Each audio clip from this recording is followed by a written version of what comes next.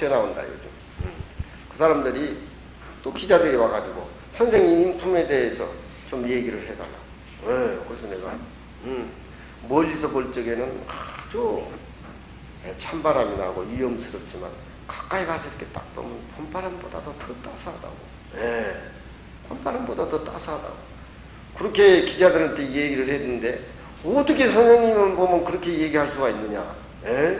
그 기자들이 2분 내에 선생님의 인품에 대해서 얘기를 해달라고 하니까 탁 떠오를 때 내가 누구들은 그러면 어떻게 얘기할 거냐.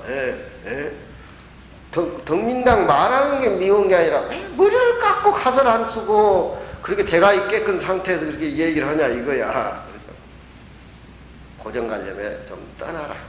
대학 강당에 교수지다 공부하는 놈들이. 그 내가 요즘은 그거 끊어버려. 맞지를 안 해서 내가 무슨 놈 부처님 제자지. 내가 잠시 중노를 하기 싫어서 외도해서 가서 글 읽고 돌아옵니다.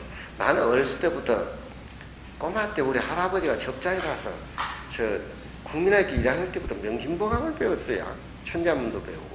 그래가지고 애우기를 잘 애우니까 겨울에 되면 꼭 애우는 것은 내가 어려서도 어른보다 잘 애우니까 떡을 이렇게 집에서 해주고 이렇게 짊어지고 이제 서자 할아버지도 가다가 넘어져가지고 요 손가락을 다 삐지고 해서 이기 19살 10살 때 삐진 손가락이 지금도 이렇게 결국 이제 탁구 손으로 변해버렸지만 이게 어렸을 때 그런데 인연이 다 나가 있어. 지금은 이제 선인이 조사 어른이니 뭐니 내가 미쳐가지고 글을 하고 싶은 생각은 없어. 내가 해봐야 글 자랑 해봐야 어디 역경원밖에 더 가겠냐. 그 짓을 내가 어떻게 하냐. 경번역은 또 싫어하고 우리가. 근데 저 어른이 그렇게 말이 없어. 말이 없어. 말이. 만루 정진우의 일리 혼전신이라. 그 거신행이 글로 그걸 해독하기 위해서 내가 하루 종일 하루 종일 근데 그게 해독하고 풀어져 가지고 저녁에 깜빡거리는 등불 앞에 그 선생님 가는요 그 눈을 쳐봐서 이렇게 확인하니까 고개를 끄덕끄덕할 때 그래 잠이 오더라니까. 그러니까 여기에도 또 이제 보자. 수보리가 있지 아니했으면은 누가 어둠 가운데에 참으로 밝은 진리가 있을 알았겠으리요. 비아리 성중의 당일사를 기억해 보니 그 침묵한 소리가 꼭 말을 해야 소리냐. 그 침묵의 한 소리가 삼천대천 세계를 무명으로 사는, 분별로 사는, 모습으로 사는, 유의적인 삶을 사는 그런 사람들의 내성병력 치는 소리. 바로 부처님의 자복에 앉아 계신 그 모습도 유마의 침묵으로 연결되어진다. 그런 얘기다. 장노라고 하는 것은 또 이 구병스님의 소다. 덕장연노라 당력에 이르되 구순이 수를 갖췄다 이 말이야. 오래된 수직 이명목숨이라 위역에 이르되 지혜로서의 생명을 삼는 것이니 지혜로서의 명을 삼는 것이다. 비어있는 공간을 생명으로 사는 그것이 수지. 인간이 나이나 많이 들어가지고 그냥 헛된 소리하고 그런 것이 수명이 아니다 이 말. 수볼이라는 말은 세 가지 번역이 있으니 선길, 선연, 공생이라. 태어날 적에 모든 것이 다 길상의 모습들이고 또 태어날 적에 모든 사람들이 다 풀려나고 선의 모습이 현실적으로 드러나고 또 날 적에 모습이 훤히 비어 있었다. 수보리를 누가 만나러 이렇게 가서 수보리 계신 좌정하러 계신 문을 열어보니까 아무것도 없어. 비어있는 물만 이렇게 차 있더라고요. 그래서 방에다 돌멩이를 집어넣는 거예요. 선정에서 수보리가 깨서 보니까 해가 아프다고. 해가 돌멩이에 맞아가지고 선정 들 때는 몰랐는데 그런 예도 있고 그래요. 날때에 집이 텅텅 비어서 공을 아는 그 상서스러운 선해단이 나타나는지라. 관상계기가 점쳐 이르되 오직 선이요 선뿐이요 오직 길상의 모습이라고 하다. 자리로 쫓아 일어난 이 안은 다 수보리가 부처님 말씀을 듣는 위를 정돈하는 것이니 공경을 닦는 모습이다. 숫자는 다 큰 숫자다. 어른한테 그렇게 진정으로 그렇게 해야 돼. 이제 희우라는 말은 세상에 찾아볼 수 없는 것이니라. 열애라고 하는 것은 시녀로 쫓아서 왔다는 표현이다. 반야론에 이르되 너는 반야론이야 희진론이하고, 선호염이라고 하는 것은 잘 부처님이 염려해 주시고 두어해 주신다는 말은 근기가 숙성한 보살들을 의해서 해 주시는 말씀이니, 그 근기가 숙성한 보살들에게 부처님은 지혜의 힘을 빌려줘서 빨리 불법을 성취케 하고, 또 중생을 교화하는 교화의 힘을 또 부처님은 근숙보살들에게 이렇게 주어가지고서 중생들을 잘 포섭시키고 중생들을 잘 갈머리 해주게 그렇게 하는 것을 선호염이라고 그렇게 한다. 그런 얘기지. 부처님이 자기보다도 못한 보살들에게 발심시켜줘가지고 불법을 성취케 하고, 또 어떤 지도력을 가르쳐주고 또 신경쓰게 해주셔가지고서 그들로 하여금 중생 교화를 하는데 차질이 없게끔 그렇게 부처님이 보살들에게 선호해 준 것이다 이 말이에요. 선부척이라고 하는 것은 근기가 아직 익숙하지 못한 그런 보살들을 의지해서 설법을 해 주신 것이니, 그런 사람들이 그 퇴실하기 불법이 어렵고 해가지고 퇴실한다 이 말이지.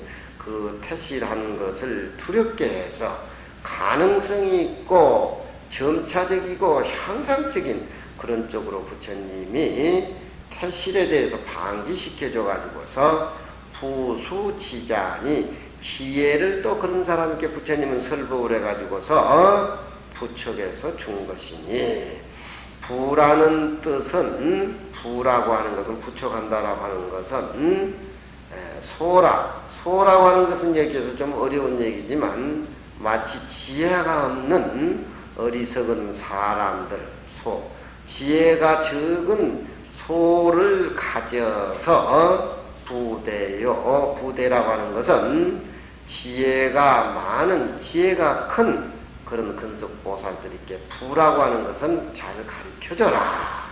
그렇게 해가지고서 부탁하는 그런 쪽이다 이 말이야. 촉이란 말은 지혜가 큰 보살들에게 위촉을 해서 지혜가 적은 동료들을 교화시켜달라 하는 것이 부촉이란 내용 뜻이다. 선호염, 선부촉. 선호염이라고 하는 것은 근습보살들에게 중생의 섭파력을 주고 불교를 성취해주고 설법을 통해서 그렇게 얘기를 하고, 부촉이라고 하는 것은 지혜가 없는 사람은 지혜 있는 사람을 도반으로 묶어주고, 또 촉이라고 하는 것은 큰 보살들에게 위임장을 줘가지고 지혜가 적은 그런 도반들 제도해가지고 서로 깨달음으로 연결고리를 맺어가는 그런 것을 선호염, 선부척이라고 그렇게 해석을 한다 이 말이지. 보리살타는 차원 깨달은 유정이야. 유정은 유정인데 깨달은 유정이 우리 중생을 두고 하는 소리야. 가유정이니 세 가지 역이라고 세 가지로 번역을 해석을 해본다. 첫째는 경계를 잡음이니 소구소도요. 그 유정이라고 하는 것은 소구, 깨달음을 구하는 그런 진도에 있는 그런 사람들이고, 경계를 잡으니까 소도라고 하는 것은 제도할 바를 당하는, 아직은 부처님이나 보살에게 제도 받을 그런 어떤 대상에 있는 사람들을 가규정이라 한다. 이것은 경계를 잡아서 이 얘기를 한다. 풀이한다 이 말이에요. 가규정을. 두 번째는 마음을 잡았는데 각오의 지혜가 있대. 다 불법을 구해가지고 각오의 지혜가 있대. 정여지식이라 정여의 식이 정여라고 하는 것은 아직 마음에 법집 번뇌가 남아가지고서 지혜의 반대인 사량식, 연려식의 그 아르마리가 아직 나머지가 남아있다 이 말이지. 완전히 제거된 사람이 아니고 그런 사람이요. 세 번째는 능소를 잡았으니 우리가 능소할 적에 능은 자기 자신의 행위를 얘기하는 것이고 소라고 하는 것은 어떤 대상을 두고 얘기하는 것인데 능소하면은 덕인이는 공부해 나가는 그런 어떤 주인공 입장이고 소라고 하는 것은 부처님의 진리, 객관적인 부처님의 진리를 매진해서 향하는 그런 쪽이니까 능소하면은 주관과 객관, 능은 나고 바로 진리는 소고 그렇게 봐야 되겠죠. 능소를 잡은 것이니 소구 구할 바는 소는 깨달음의 각자의 뜻이고 능이 그것을 구하고 실천 행동으로 나아가는 것은 바로 덕인이 자신이니까 그것은 바로 능이 된다. 그래서 소는 그렇게 해석을 한단 말이야. 세 개가 다 차제대로 각과 및 유정에다가 그렇게 패대를 쳐서 그렇게 보리살타를 해석을 했다. 보리살타라고 하는 것은 각유정, 깨달은 중생이라고 하는 건데 능소를 갈라서 그렇게 세 가지 단계로 차제로 표현을 해가지고 해석을 할 수가 있다. 그것까지만 해요. 육조 스님 구결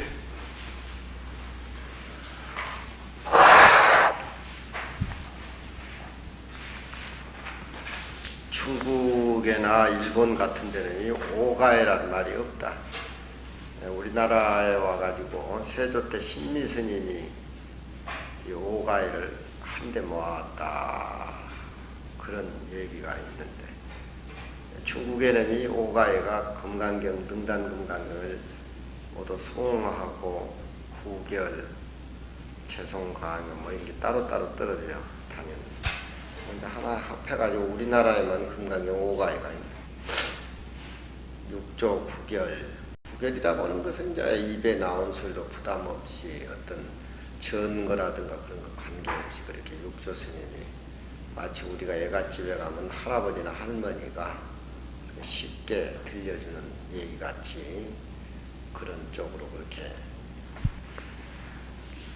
금강경 내용을 이제 말씀해주고 어떤 것을 장로라고 이름하는고 덕도 높고 연륜도 높음을 말할세 고로 장로라고 한다. 수보리는 이 범어가 이 제자는 지읒과 티읒의 중간 발음이라고 해가지고 수보대야 이렇게 운어 스님은 번역을 하고 있어. 수보리야 이렇게 번역. 수보대야.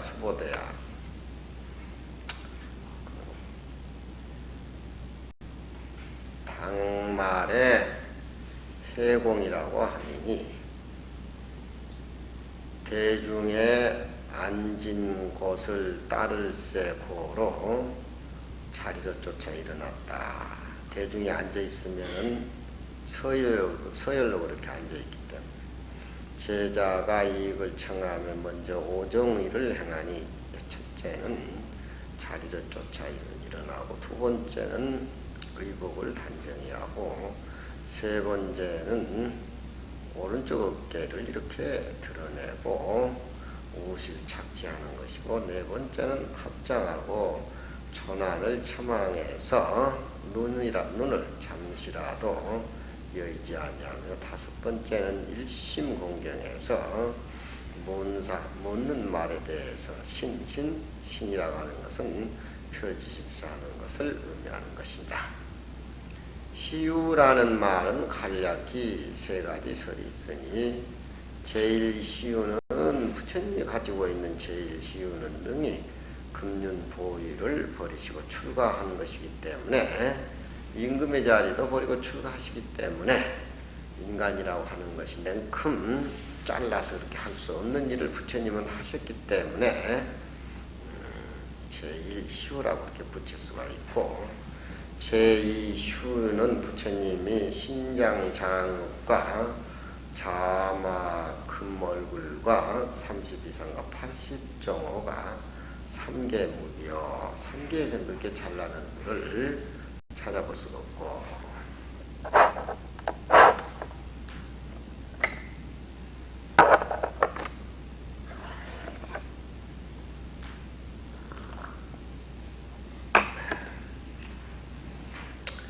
그 당시는 부처님 얼굴이 그렇게 잘났는지 모르지만 요즘에 애들을 키우는데 엎어서 키워. 엎어서 키우니까 대갈통이가 뒤로 톡 붉어져. 대가리가 뒤로 톡 붉어지고 뼈쪽으니. 아마 요즘 부처님이 태어나셨다면 엎어서 키우면 대가리가 툭 튀어나오고 아마 그럴 거예요. 또 부처님 얼굴을 이렇게 보면은 다 잘생길 것 같지만 이렇게 뜯어보면 또 어떤 개성 같은 게 없단 말이에요. 미국 놈들 같이. 근데 그 당시는 그 얼굴이 아주 그냥 절대 비교할 수 없는 잘생긴 그런 얼굴. 제3희유는 성이 84,000 법문을 다 함토해가지고 법신보신 화신이 원만하게 갖추시니 상의 삼뜻 구비함을 쓰면서 고로 이르되 희유라고. 세존이라고 하는 것은 지혜가 삼계를 초월해서 능히 미친 자가 없고 덕이 높아서 다시 그 우위에 있는 자가 없어서 일체가 다 공경하면서 고로 이르되 세존이라고 합니다. 호염자는 열애가 반야 바람일법으로 모든 보살을 호염함을 쓰는 것이고, 부촉이라고 하는 것은 열애가 반야 바람일법으로 모든 보살법을 부촉한다는. 선호염이라고 하는 것은 모든 학인으로 하여금 반야의 지혜로서 자기의 신심을 호렴해서 망령때의 징해를 일으켜서 밖으로 육진에 물들여서 생사의 고해에 떨어지지 않게 하고 더 자기의 마음 가운데 생각이 항상 달아서 삿된 것을 일으키게 하지 아니해가지고 자성열애를 스스로 잘 허염한다는 그런 쪽이고, 선부척이라고 말하는 것은 전념청정을 후염청정으로 부탁해서 물려주어서 자기 마음으로 찾는다. 우리가 선방에 앉아서 견성을 한다든가 또 경을 보다가 탁 맺힌 데가 있으면은 그런 것들이, 그 느낌의 순간들이 무수하게 뇌리를 스쳐가는데 그 이것이다라고 하는 그 비어있는 그런 어떤 진리의 청정한 공간을 우리가 감지를 했으면은 그 생각이 다음 생각까지 꾸준히 이어갈 수 있는 쪽으로 그렇게 우리는 정진을 하고 무단히 노력을 해야 되는데, 느낌은 잠떼고 딴전을 거의 다 피우고 앉아있다 이 말이에요. 그러니까 앞에 생각 청정한 것을 뒷생각으로 자꾸 물려주어서 이렇게 자꾸 나누어서 그것이 계속 정갈하게 해나가는 그런 공부가 정진이다 이 말이에요. 누가 도는 못한 사람이 누가 있겠냐? 법문을 큰 스님께 법문 들었을 적에 마음이 시원한 것도 또 깨달음이고, 자기가 또 공부를 정진을 많이 해서 맺히는 것이 확 풀어질 때도 그것이 도는데, 범부라고 하는 것은 과거 전생부터 내려오는 업이라든가 무명이라든가 익힌 것이 있기 때문에 그것이 순간순간에 스치다가 사라져 버린단 말이에요. 그리고 다시 탁한 쪽으로, 무명 쪽으로, 없는 것 쪽으로, 없는 것에 집착해가지고 이어가지를 못하는 거예요. 무유감단에서 끊어짐이 없어가지고 구경해탈을 하게 하면이 열애가 이곡히 중생과 및 회중에 있는 대중들에게 고해서 이곡히 가르쳐가지고 마땅히 항상 이걸 행하게 하면서 고로 선두척이라.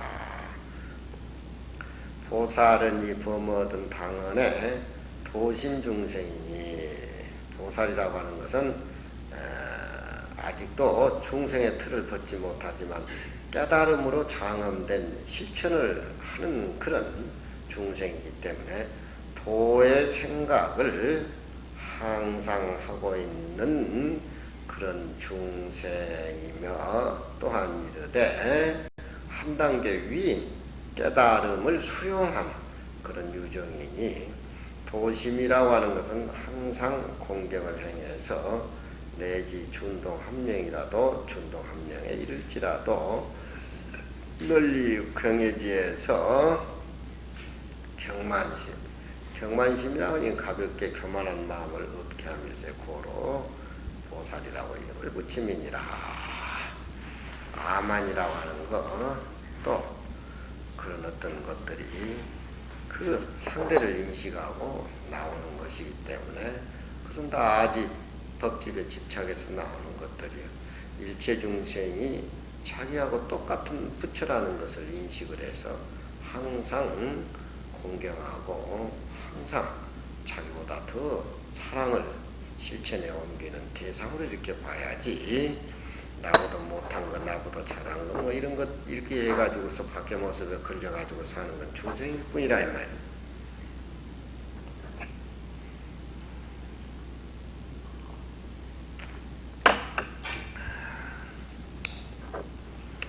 야부스님, 여기에서는 희우세존이라, 희우합니다 세존이시여, 그걸 수고리가 직접 다루는 것을 야부스님이 희우합니다 세존이시여.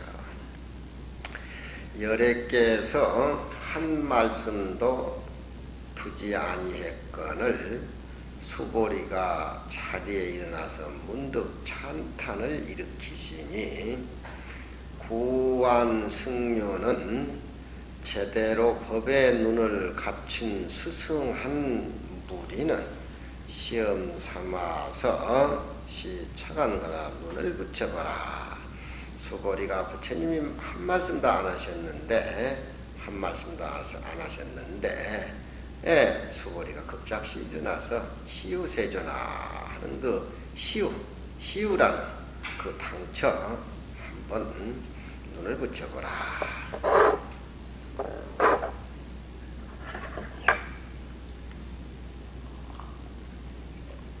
희우세조나 하는 바람에 부처님이 말문을 열어가지고 풍류가 없는 곳에 풍류를 일으키고, 금강경 법문이 진행된 사이에 사람들이 모두 금강무상에 대해서 뜻을 내니까 청정한 뜻의 기분이 살아서 움직이고, 열애가 한 말씀도 두지 아니했거늘 수보리가 문득 찬탄을 일으키시니, 법안을 갖춘 수승한 무리는 시험 삼아서 눈을 붙여보라.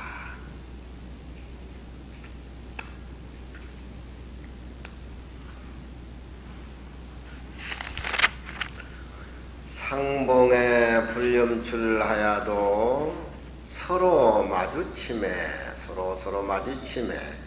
불념출하야도 서로 상대방하고 마주칠 적에 상대방에게 자기 속살림살이를 내서 자본해주지 않더라도 그의 편지라 서로 뜻을 이렇게 툭 들면은 문득 그 사람이 가지고 있는 그런 풍요, 그 사람의 마음의 세계, 말을 하지 않아도 서로 기분이 맞아떨어지고 서로 풍요가 맞아떨어지고 서로 그 살림 속에서 깊이 안주해 있다라고 하면 상대방이 굳이 말을 하지 않다 하더라도 턱 드러내서 문득아니 빛도 소리도 냄새도 없는 그놈의 색깔이 무슨 경계인가.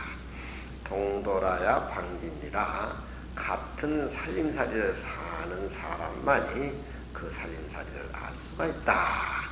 부자이자 자리를 깔고 앉으신 부처님께 냉큼 시우란 말은 수보리와 부처님, 부처님과 수보리 같은 도의 입장이기 때문에 말씀을 하지 않아도 그렇게 턱 깔 수가 있다. 그러니까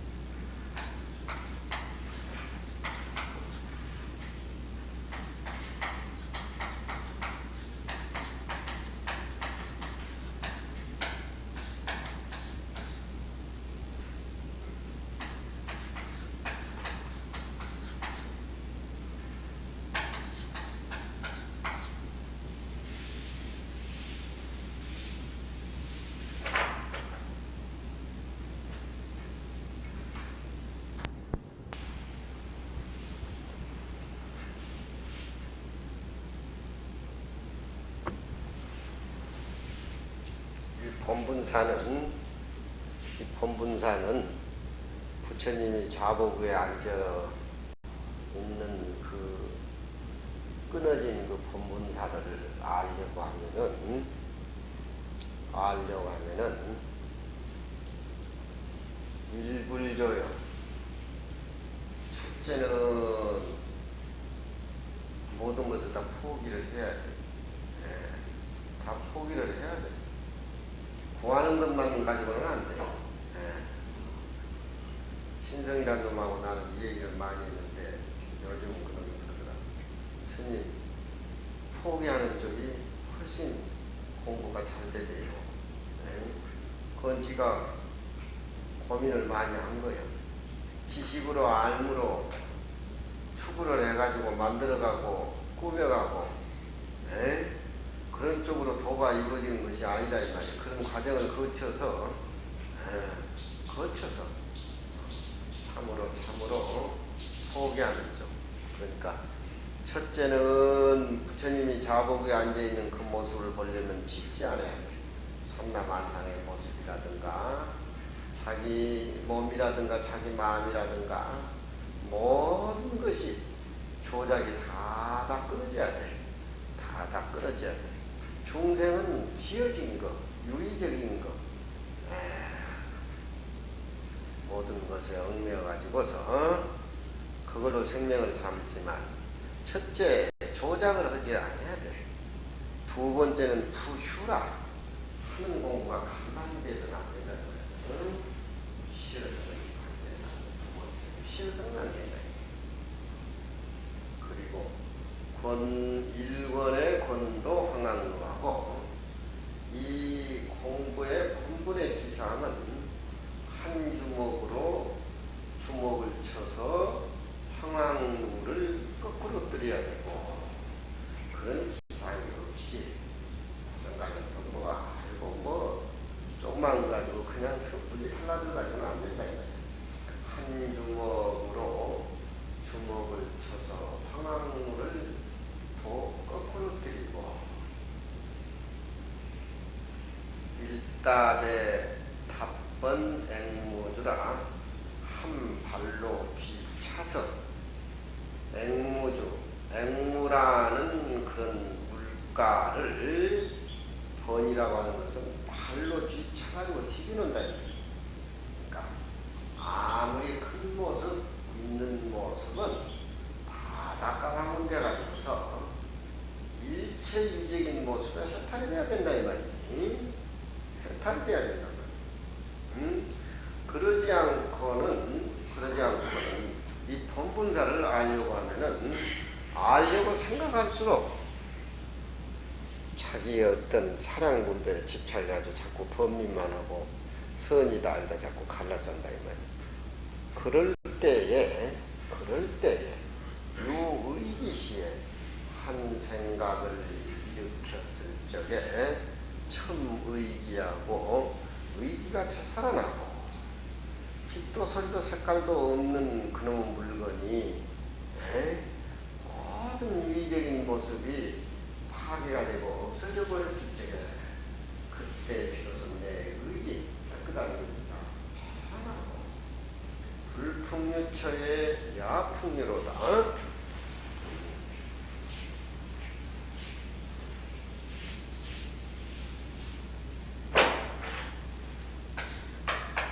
불풍유처의 야풍유로다.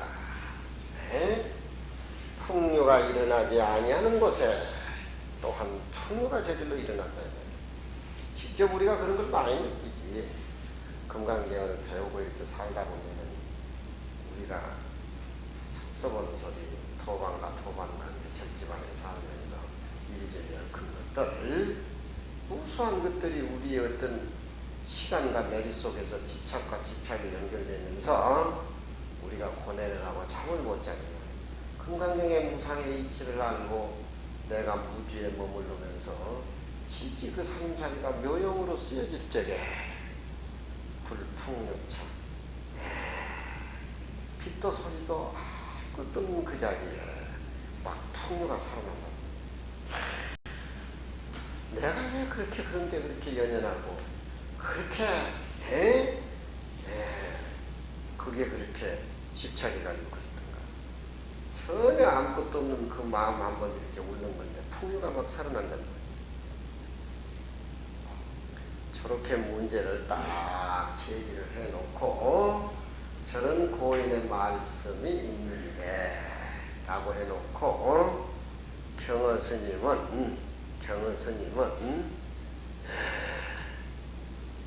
역장호병 압습석 상자라. 저런 고인의 법문은 경허 스님 입장에서 그런 고인의 법문은 또한 호병을 가져서, 호병은 옛날에 중국의 스님들이 그 밀가루 떡을 만들어 가지고서 걸망에 집어넣어 가지고 갔는데 만행을 하면서 배가 고프면 그 호병을 뜯어먹고 저녁에 잘 때는 목침으로 벼개를 삼아서 벼개를 이렇게 배워 다니고 그게 호병이다.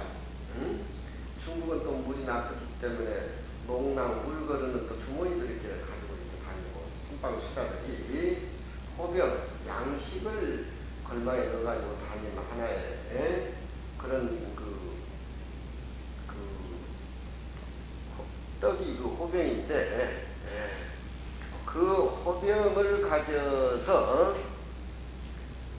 습이라고 하는 것은 국을 습이라고 해. 습. 물수변의 연습한다. 습. 그 호병을 가져서 압습적 상사라 국 속에다가 집어 으깨버리고 짬빵을 만들어서 별 볼일 없게 맛없게 만들어버리는 그런 처사와 같다. 대시 노이 무공이라 평생 공부했다 하더라도 저런 소리 하는 수자는 고에는 또한 이 수고로운 것만 많이 하지 공이 전혀 없다. 그렇게 또 경허 스님은 평을 해놓는단 말이야.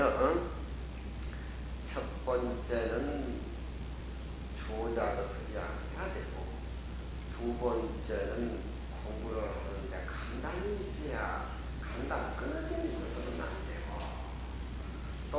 그 기상이야말로 한 주먹으로 일본 한 주먹으로 주먹을 쳐서 황황루를 발로 쳐버리고 중국에 내가 무당에 가니까 세계에서 제일 큰 누가서 황황루야. 아이고 얼마나 그 황황루가 크는지 아찔할 정도야. 세계에서 무광이 제일 큰 것이 황황루야. 황황루가 있는데 그 황황루가 무당에 있는데 내가 그 가보니까 그 무당 키를 거기서 읽어보니까 그 무당기에 어떻게 쓰여져 있느냐면은 옛날에 신가 쓸 신자 신가를 가진 술장소 한망루가 있었는데 신씨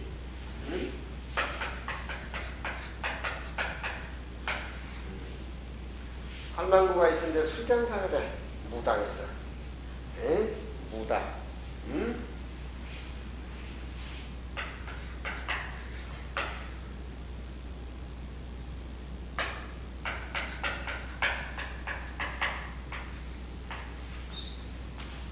중국에 가면 무당에 가면 후자차가 많이 나와.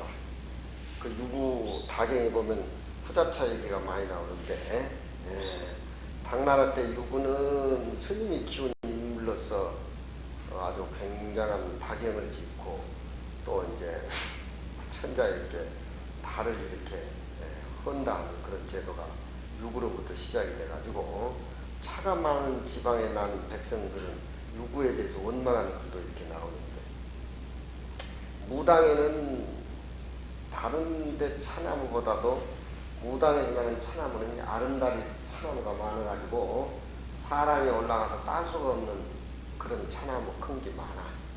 저기 무이산 대홍포도 그렇고 근데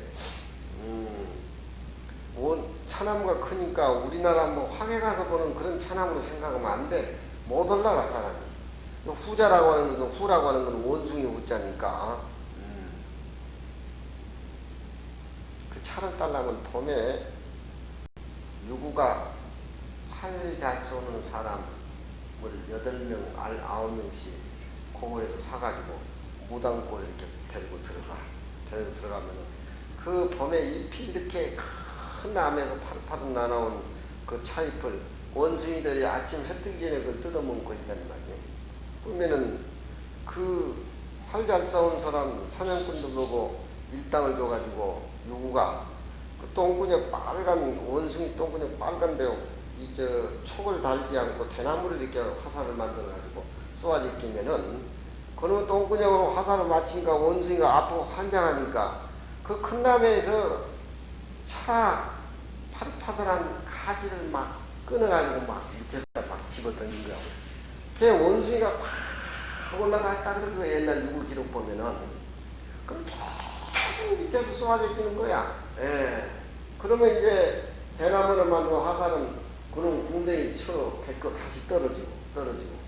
그래가지고 오전에 일찍 가가지고 원숭이로 그렇게 대나무 화살을 쏘아제끼가지고 오후 점심때가 지나면은 그 차 가지가 그 큰 나무 때 꽉 쌓인다 그래.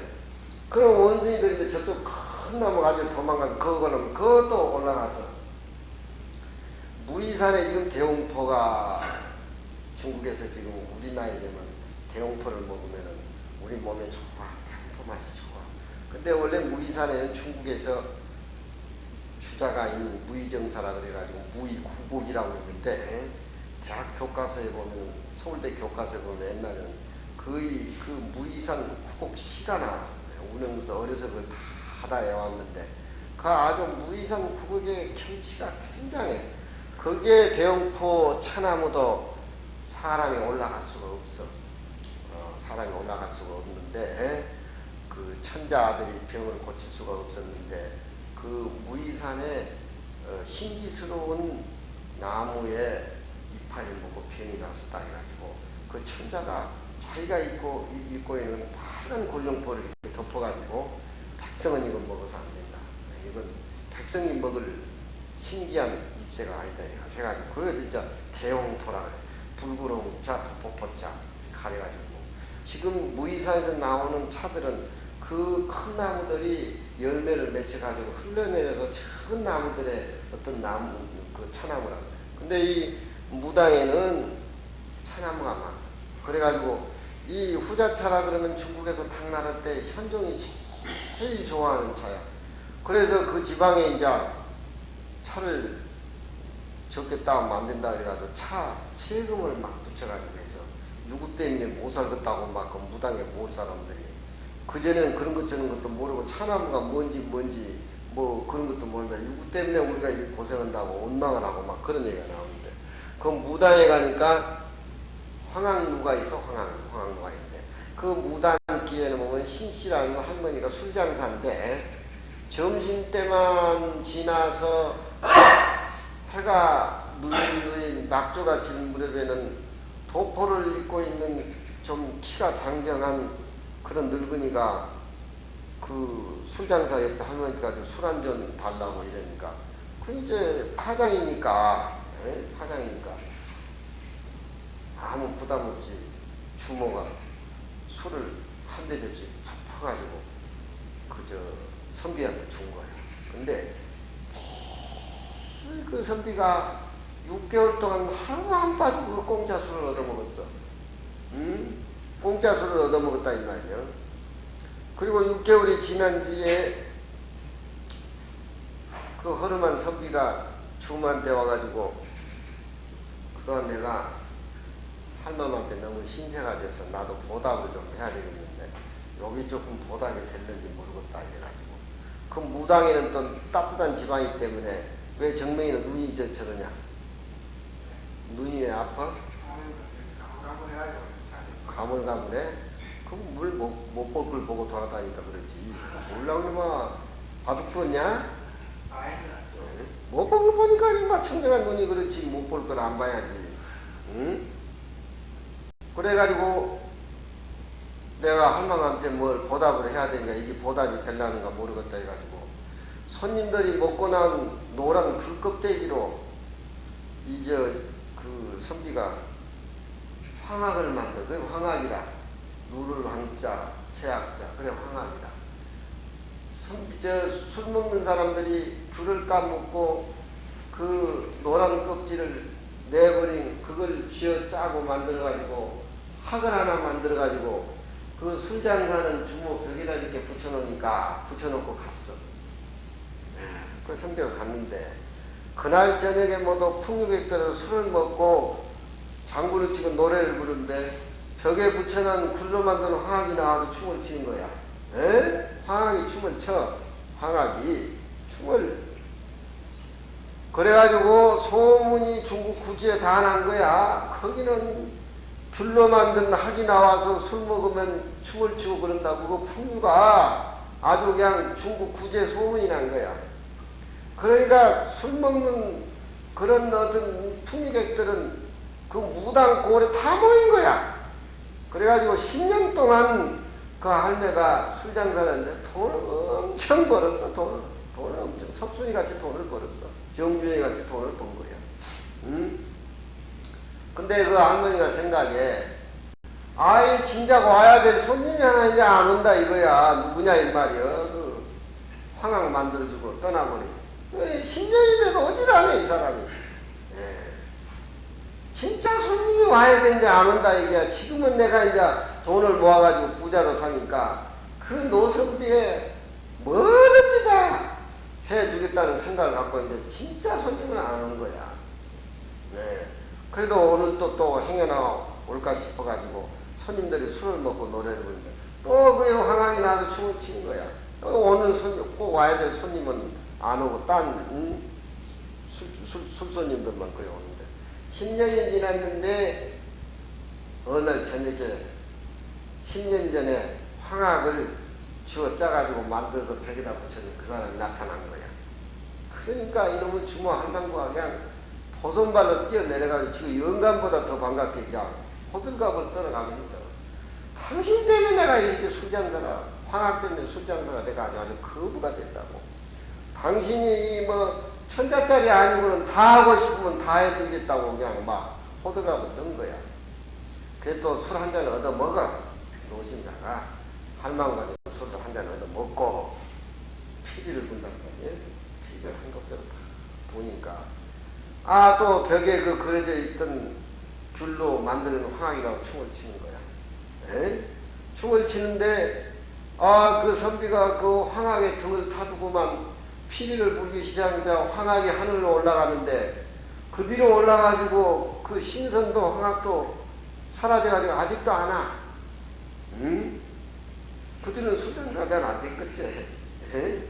그것이 참말일지 거짓말일지 몰라도 너희들은 그 이제 얘기하는 건 너희들 느끼는 건 너희 몫이니까 그 너희들이 무슨 뭐 진짜인지 가짜인지 그 무단께 그래 나와 있어. 내가 항으로 가니까. 그래가지고 그 노인이 벽에 그려있는 황학도 그 선비도 나타나지 않습니다. 그게 몇 개월을 기다렸어. 안 나타나. 자기가 번 술장사를 해가지고 황학 때문에 번 술을 몽땅 다 투자를 해가지고 그 신실한 사람이 황학로 누각을 준 거야. 그것이 황학로 누래야. 황학로 그 유리란 말이야. 그것이 뭐 때문에 이루어졌겠느냐. 금강경에 모습이 없는 무상의 모습. 그 술장사 주모하고 그 선비하고 만났을 적에 참 서로 주고받는 뭘 원하고 바라고 뭐 좋다 안 좋다 그런 사항 없이 만난 거야. 응? 사항 없이 만난 상태에서 이루어진 청정한 모습이 결국 황학이라는 그런 어떤 작품이 나게 되고 그 모습이 없는 선비 모습이 뭐 받아먹고 주고 뭐 그런 관계없이 이루어진 관계들이야. 그게 금강경 산림사로 이루어진 거야. 중국에는 그런 것이 많아. 그런 고사가 백정들 소잡는 집에 백정이 숨어서 돈인 얘기라든가 열반해상의 광해도하라는 그저 소잡는 백정이 부처님의 열반의 강의를 듣고 그 소잡는 칼을 집어 던지면서 나도 천불의 한 사람이라고 성불한 얘기를 하는 거야.